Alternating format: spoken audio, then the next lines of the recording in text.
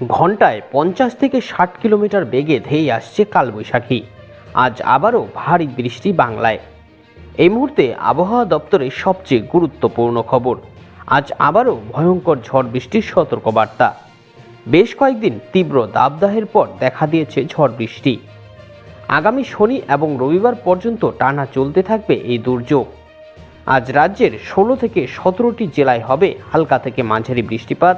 এরই সাথে সাথে 5 থেকে 6টি জেলায় ভারী বৃষ্টির সতর্কতা জারি করা হয়েছে।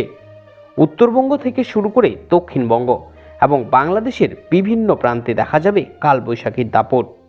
তো চলুন এবার বিস্তারিতভাবে দেখে নেওয়া যাক কোন কোন জেলায় শুরু বৃষ্টিপাত, বাকি জেলাগুলোয় কখন বৃষ্টিপাত শুরু হবে, কোথায় হবে বজ্রসহ শিলাবৃষ্টি, আর কোথায় হালকা থেকে মাঝারি বৃষ্টিপাত, কোথায় হবে ভারী বৃষ্টিপাত। এই নিয়ে ঠিক কি বলছে আবহাওয়া দপ্তর, সমস্তটাই দেখে নেব এই ভিডিওতে।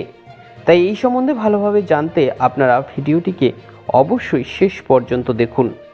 আর আপনি বর্তমানে কোন জেলা থেকে এই ভিডিওটি দেখছেন, সেখানকার আবহাওয়া এখন কেমন রয়েছে তা অবশ্যই একবার কমেন্ট করে জানিয়ে দেবেন।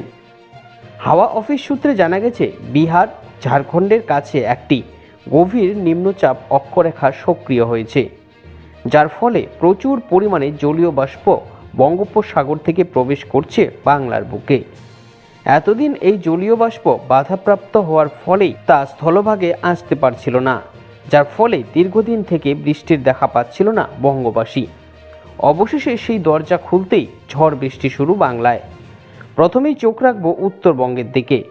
উত্তরের এই জেলাগুলোতে বিগত বেশ কয়েকদিনের মতন আকাশ আজও মেঘলা রয়েছে, তবে সেই অনুসারে বৃষ্টি হচ্ছে না। হিমালয় সংলগ্ন দু তিনটি জেলাতে বিক্ষিপ্তভাবে বৃষ্টি দেখা মিলেছে। জলের অভাবে খরা পরিস্থিতির তৈরি হয়েছে। জানা যাচ্ছে সেই অপেক্ষার অবসান ঘটবে আজ। বৃষ্টি হবে উত্তরের এই জেলাগুলোতেও। দক্ষিণবঙ্গের জেলাগুলোর ক্ষেত্রে আবহাওয়ায় এসেছে বড়সড় পরিবর্তন। বিভিন্ন জেলায় আজও আকাশ মেঘলা রয়েছে। রাতে 12 থেকে 13টি জেলায় ঝড় বৃষ্টির সম্ভাবনা থাকছে। আজ রাতে জেলায় জেলায় দুর্যোগ অনেক বাড়বে বলেই জানিয়েছে হাওয়া অফিস। অন্যদিকে বাংলাদেশের বিভিন্ন জেলায় নিয়মিতই চলছে বৃষ্টিপাত। আজ এখানে ঝড় বৃষ্টির পরিমাণ অনেকটাই বাড়বে বলে জানা যাচ্ছে। বিভিন্ন জেলা ও উপজেলায় দেখা যাবে কালবৈশাখীর দাপট।